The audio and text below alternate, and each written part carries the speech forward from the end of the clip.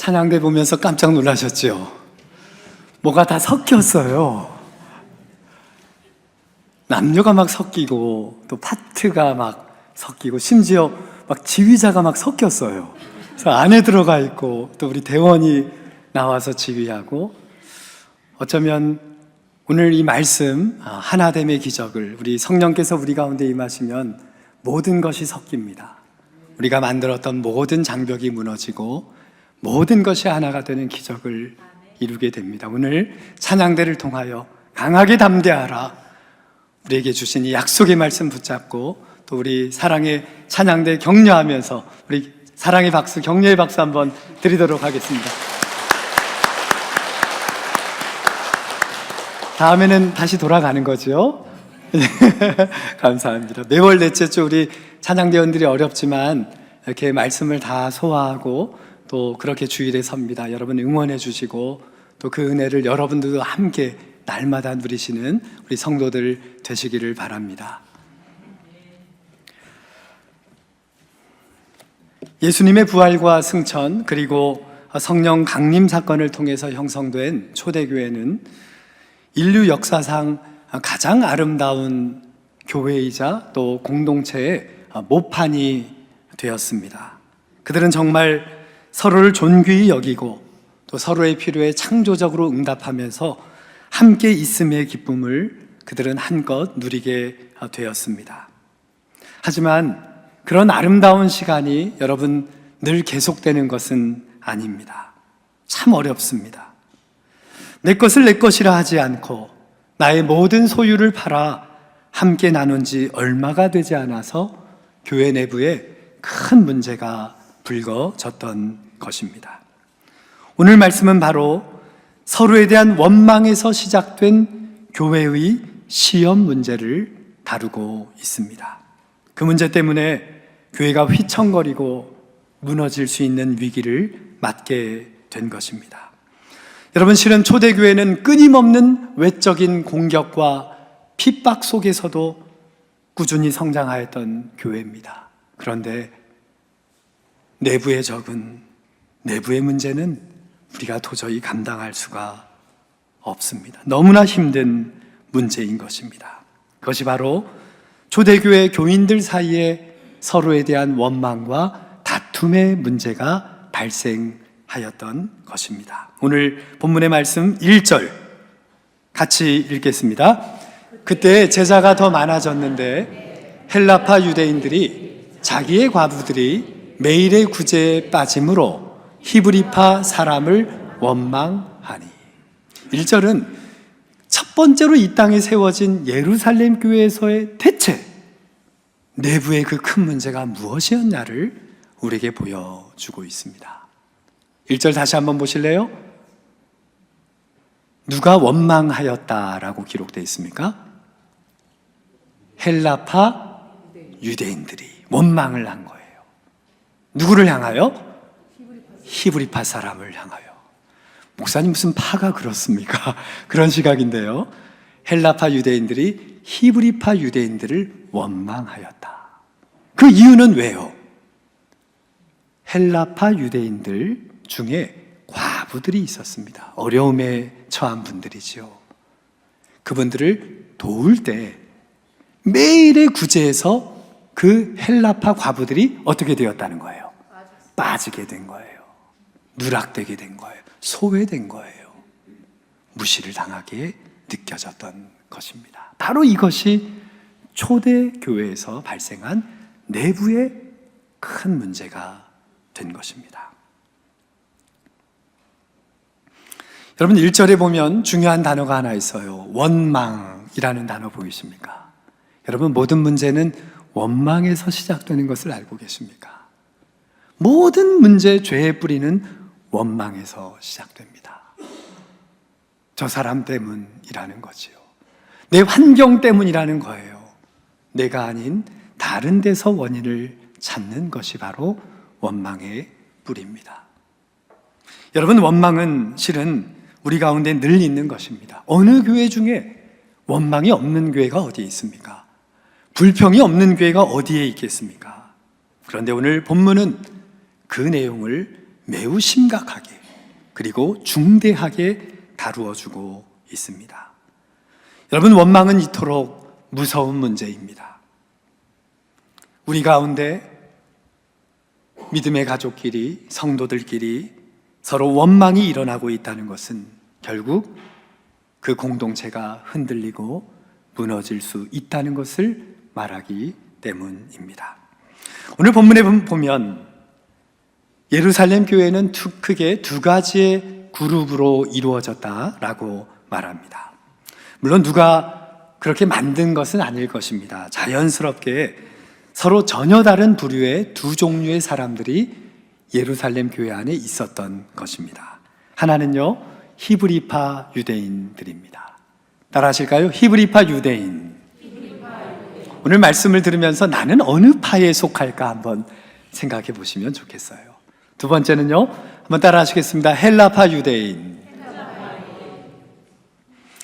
여러분, 히브리파 유대인은 다름이 아닌 그 예루살렘, 이스라엘 땅을 끝까지 지켰던 사람들입니다. 수많은 눈물의 역사 가운데에도 수백 년 동안 자신의 땅과 그 고향과 성전을 지켜왔던 사람들, 그들이 바로 히브리파 사람들입니다. 어떤 유혹에도 시험에도 고난에도 그들은 끝까지 그 공동체를 지키고 버티고 그 자리를 함께 해왔던 사람들입니다. 예루살렘 교회는 두 번째 그룹이 있었습니다. 그들은 헬라파 유대인들입니다. 그들은 어떤 연유가 되었든, 여러분, 수백 년 동안 이스라엘에 얼마나 많은 우여곡절의 역사가 있었습니까? 그때 그들은 다른 나라로 떠났던 거예요. 포로로 잡혀갔든 자의로 떠났든 배신하였든 더 좋은 길, 살 길을 택해서 떠났든 그들은 이스라엘 예루살렘을 떠나 다른 나라에서 살았던 사람들입니다. 그들은 헬라 시대 헬라어를 사용하는 시대를 살았기 때문에 그들을 헬라파 유대인이라고 불렀던 것입니다. 주님의 부활 이후에 그들은 고국으로 돌아오게 됩니다. 주님을 믿게 되었고 이제 교회를 함께 이루게 된 것입니다. 그러니 이 땅에 처음 세워진 예루살렘 교회는 주류가 어느 파일까요? 그래도 주류가 있죠. 히브리파 유대인이 주류지요. 왜요? 지켜온 사람들이잖아요. 그리고 주님의 부활과 초대교회가 세워진 이후에 돌아온 유대인들, 헬라파 유대인들이 함께 교회 공동체를 이루게 되었던 것입니다. 여러분, 두 부류의 사람들이 살았지만 그들이 살아왔던 세월은 너무나 다른 세월을 살았습니다. 다른 땅에서 살았고요. 사용하는 언어가 완전히 다릅니다. 전혀 알아듣지를 못합니다. 심지어 문화가 같았겠습니까? 전혀 다른 시대. 그들은 그러한 다른 환경에서 자라나 이제 한 공동체를 이루며 살게 된 것이죠. 여러분, 오늘날 우리 교회와 뭐가 다르겠습니까? 너무나 다른 이들, 다른 인생의 역사를 살아왔던 이들 모두가 주님 안에서 하나됨의 기적을 이루며 오늘 우리는 여기에 서 있습니다. 그런데 바로 이러한 뿌리에서 교회 가운데 큰 시험이 발생하게 된 것입니다. 당시에는요, 교회 안에 특별히 가난한 이들이 너무나 많았습니다. 그러니까 교회가 할 일이 뭐예요? 매일 그분들에게 양식을 나눠주고 그들을 구제하고 돕는 일을 그들의 사명으로 여기고 온 교회가 함께 그 일을 감당했던 것입니다. 그런데요, 바로 헬라파 유대인들 중에서 원망과 불평이 생겨나기 시작한 거예요. 과연 헬라파 유대인들 중에 과부들이 그토록 히브리파 유대인 과부들보다 차별을 받았는가? 대체 어떠한 차별과 차등이 있었는가를 성경은 우리에게 전하여 주지 않고 있습니다. 오해였는지도 모르겠습니다. 그러나 분명한 것은 그들의 고향이었던 예루살렘에 살던 히브리파 과부들에게는 그 모든 양식의 공급이, 배급이 잘 이루어진 데 반면에 헬라파 유대인 과부들에게는 이 모든 배급이 원활하게 또 잘 이루어지지 않게 되었던 거예요. 그것이 바로 갈등의 핵심이었습니다. 여러분, 원래 팔은 어디로 굽습니까? 막 이렇게 굽는 분은 조금 문제가 있는 거죠. 보통 팔은 어디로 굽어요? 안으로. 그러니까 예루살렘 교회는 히브리 교회잖아요. 그러니 당연히 히브리파 유대인 과부들이 좀 더 많은 혜택을 누리게 되었던 것은 분명해 보입니다. 그것에 비하면 상대적으로 헬라파 과부들은 조금은 찬밥 신세를 당하지 않았을까, 우리가 그렇게 상상해 볼 수 있을 것입니다. 여러분, 이 문제로 인하여 교회 안에 원망과 불평이 발생했어요. 여러분, 정말 원망은 무서운 시험입니다. 우리가 그 원망을 어떻게 대처하는가는 매우 중요한 것입니다. 아니, 무슨 불평과 원망은 늘 있는 거잖아요. 그게 뭐 별 대수라고요. 여러분, 그렇게 하다 무너지는 거예요. 그러다가 가정과 공동체가 한순간에 무너지는 것입니다. 우리가 이 문제를 어떻게 대면해야 하는가? 이 문제를 통하여 우리가 어떻게 하나님 앞에 나아가야 하는가? 우리 공동체가 이 문제를 어떻게 해결하고 그 다음에 길을 걸어가야 하는가는 너무나 중요한 것입니다. 여러분, 원망이 어려울까요? 우리가 받는 핍박이 어려울까요? 1번 핍박, 2번 원망. 몇 번? 3번. 역시 항상 딴지를 거세요, 우리 차장대에서. 3번이 뭐냐면 1번 플러스 2번, 그 얘기죠. 맞아요. 참 어려운데요. 근데요, 핍박보다 원망이 더 어렵습니다. 이것은 외부의 적이잖아요, 핍박은. 이것은 우리가 하나가 되고 서로 격려해주며 갈 수 있어요. 내부의 적이 문제예요. 우리 안에서의 원망과 불평이 훨씬 더 큰 문제였던 것입니다. 여러분, 이렇게 원망 소리를 듣게 되었을 때 이 교회를 이끌어가던 11명의 사도들은 어떤 마음이 들었을까요? 나의 전 재산을 팔아서 어려운 교우들을 섬기겠다고 그 재산을 헌금으로 드렸던, 하루 일품의 그 일당들을 받고 가진 것 전부임에도 불구하고 어려운 이웃들을 위하여 하나님께 드렸던 사람들이 이 원망과 불평을 들으며 어떤 생각이 들었을까요? 잠시 생각해 보았어요. 저 같은 사람이면 아마 그 말을 듣고 매우 실망하고 우리 그만 도와줍시다. 도와줘서 뭐합니까? 주는 대로 받지. 우리가 남는 돈 준 건가?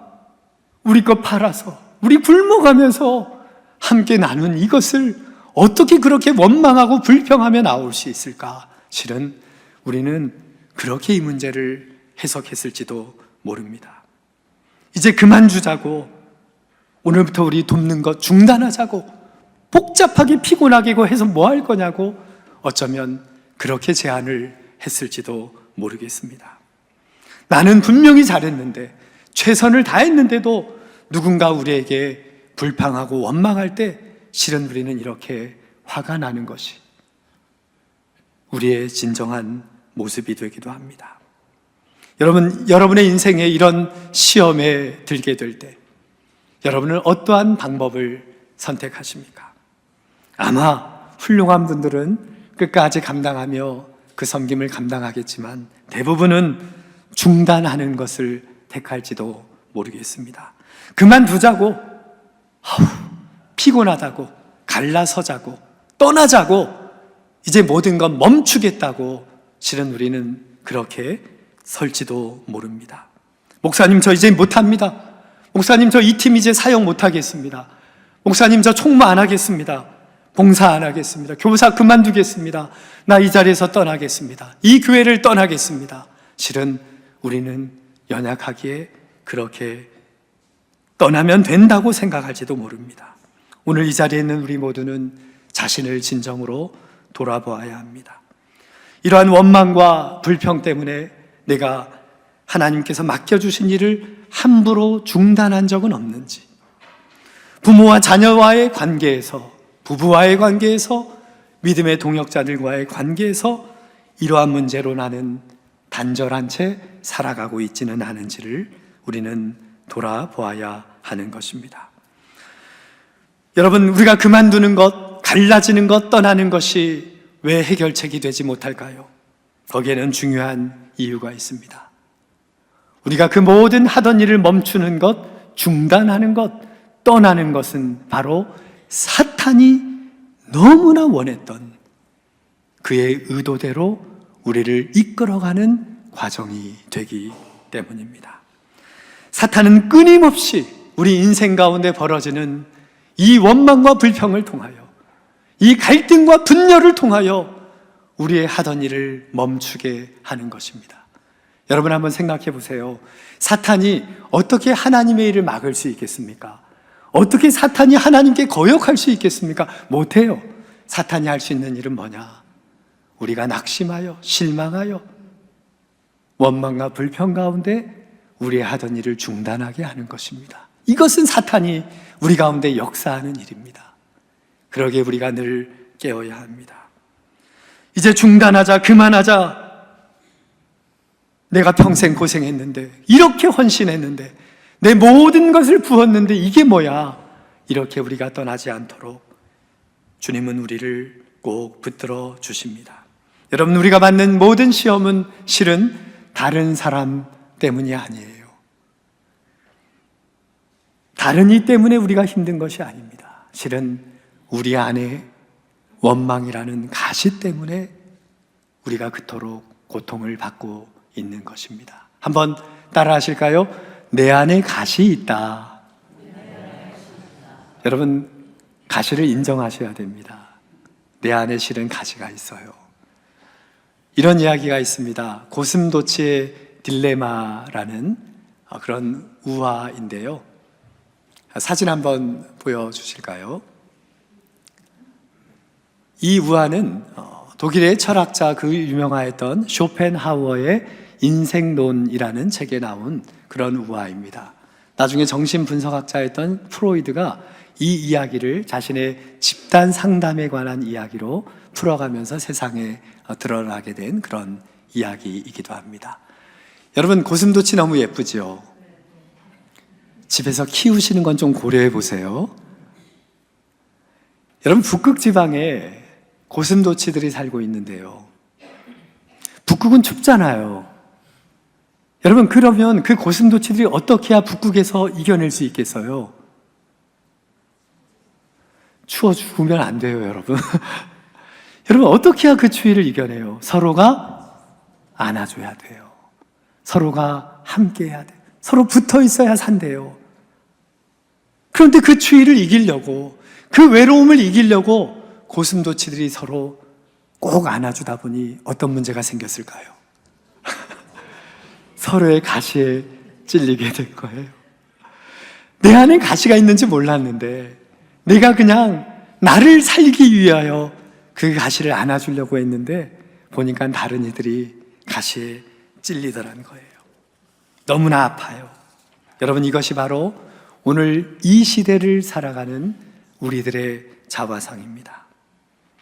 너무나 외로운데, 인생이 너무나 추운데, 그래서 함께 해야 하는데 함께 하니까 더 힘든 거예요. 더 아파요. 더 힘들어요. 그토록 그리워서 함께 했는데 왼수가 돼요. 이별해요. 떠나요. 왜 그런 거예요? 내 안에 뭐 때문에? 다시 한번 따라합니다. 내 안에 가시 있다? 요거 때문에 그래요. 내 안에 가시가 있기 때문에. 그래서 쇼펜하우어란 철학자는 우리가 이 땅에서 살아갈 때 적절한 거리를 유지하며 살아가는 것이 매우 중요합니다. 또 하나는 내 안에 있는 가시를 인정하지 않으면 결코 우리는 더불어 살아갈 수가 없습니다. 남의 가시가 아니라 나의 가시를 보라는 거예요. 문제의 원인이 남에게 있는 것이 아니라, 내 환경 탓이 아니라 바로 지금 나에게 있다는 것. 이것이 우리 인생에 매우 중요하다는 것을 철학자는 우리에게 가르쳐 주고 있습니다. 여러분, 정말 우리는 내 안에 있는 가시 때문에 누군가를 늘 찌른다는 사실을 기억해야 해요. 항상 우린 찔린 것만 생각하지요. 그 사람 때문에 아파 죽겠다고, 왜 저 사람 가시는 저렇게 세냐고, 막 생선까지 먹으면서도 막 얘 가시 때문에 내가 찔렸다고 막 늘 불평하고 원망하지는 않습니까? 내 안의 가시를 돌아보십시오. 남의 가시만 생각하지 말고 내 안에 있는 가시를 볼 줄 아는 눈의 사람들이 될 수 있기를 바랍니다.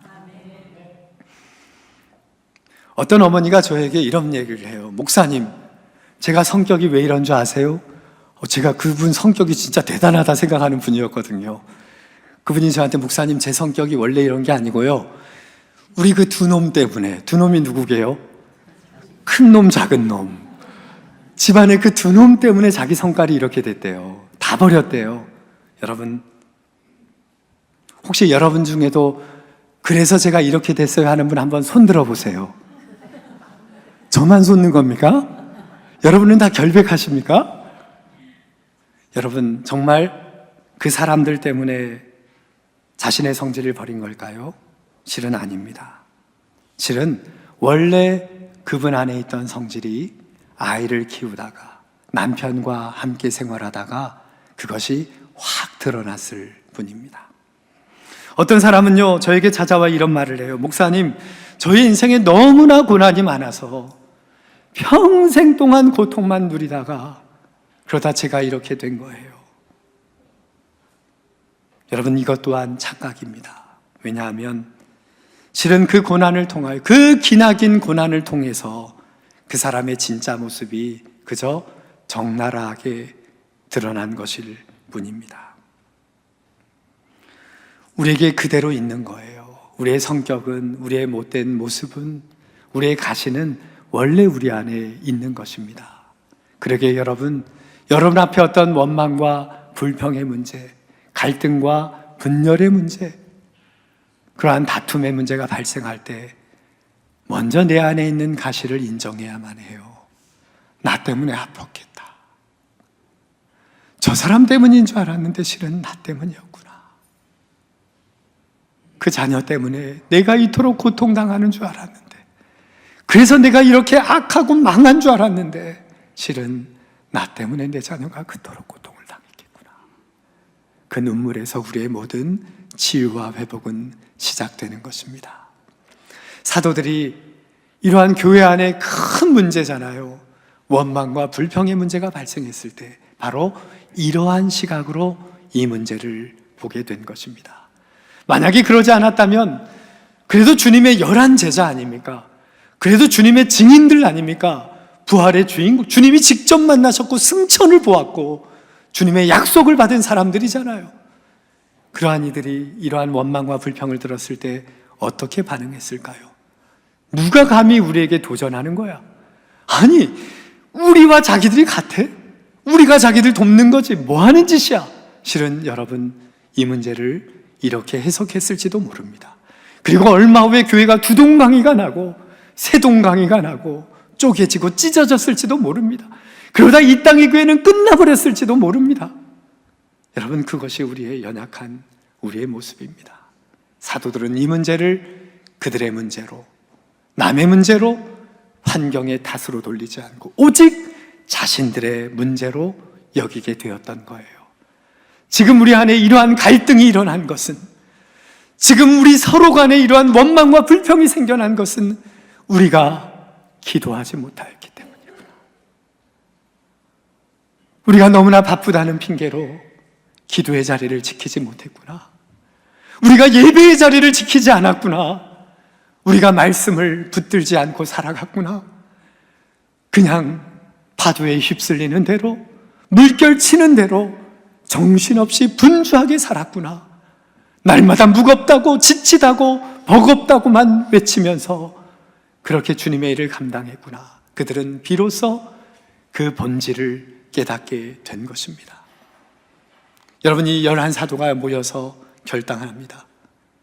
온 성도들에게 이것을 맡기기로 한 것입니다. 이제 우리 교회의 모든 봉사와 섬김과 구제는 우리 공동체 안에 우리만이 아니라 이제 집사들을 세워서 그분들에게 모든 일을 맡기십시다. 그들이 이끌어 가시게 하십시다. 그들을 세웁시다. 그들을 통하여 교인들이 하나가 되어 모두가 이 일에 기쁨으로 참여하게 합시다. 그들은 이제 하나님 앞에서 기도하는 가운데 결단하여 교회의 일꾼들을 세우기로 결정하였던 것입니다. 자신들은 빠집니다. 아니 그냥 사도가 지정하면 되잖아요. 김 집사, 최 집사, 박 집사, 안 집사 그냥 세우면 끝나는 거 아니에요? 아니요. 그들은 이 일은 주님께서 이분들을 통하여 하실 것이라는 굳은 믿음으로 그들에게 이 모든 일을 맡기게 되었던 거예요. 5절의 말씀입니다. 어떻게 이 과정이 진행됐을까요? 같이 읽습니다. 온 무리가 이 말을 기뻐하여 믿음과 성령이 충만한 사람 스데반과 빌립과 브로고로와 니가노르와 디몬과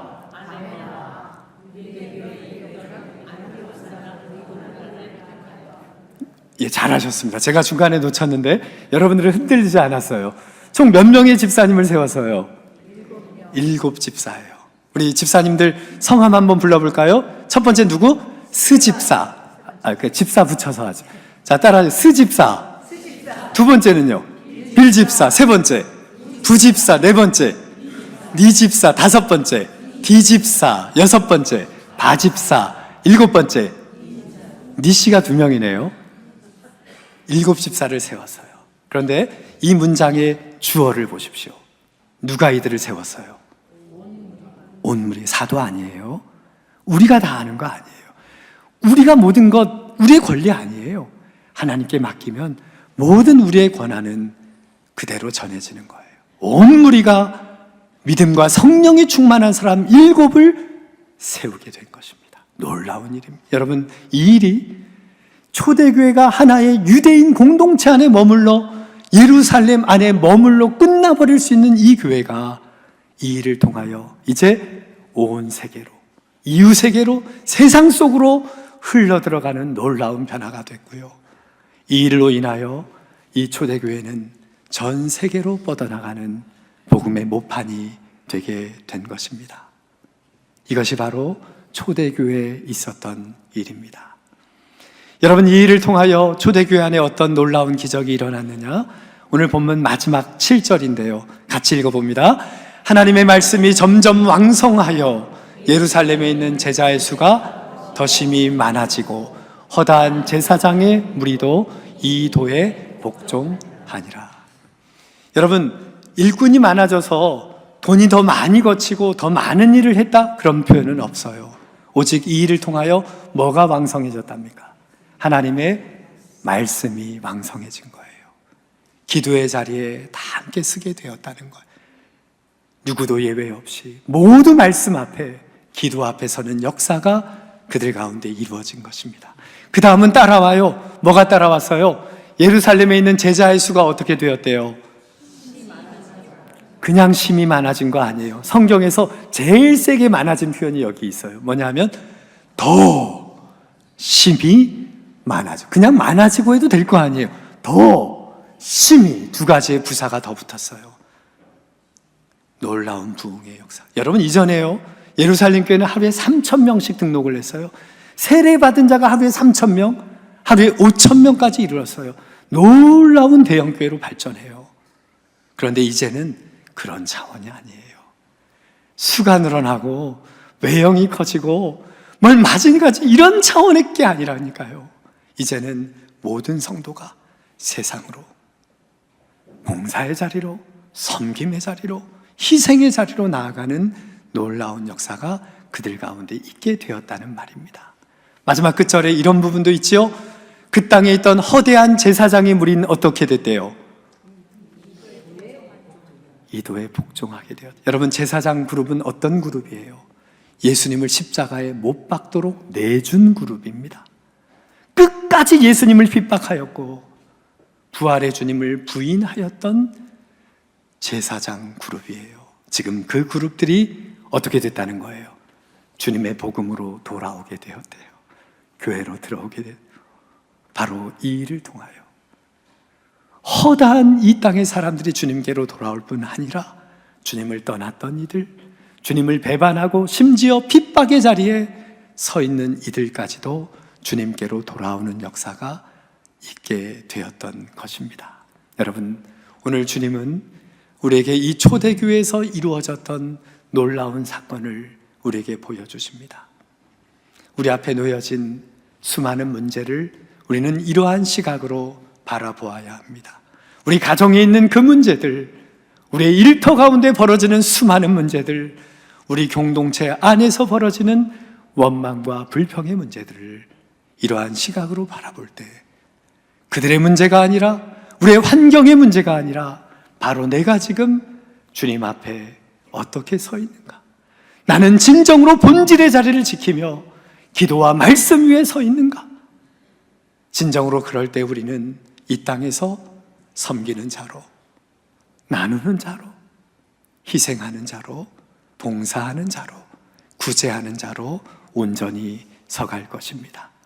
이러한 놀라운 주님의 역사가 여러분의 일터와 가정 가운데, 우리 교회 가운데 날마다 풍성히 이루어질 수 있기를 주님의 이름으로 축원합니다. 함께 기도합시다.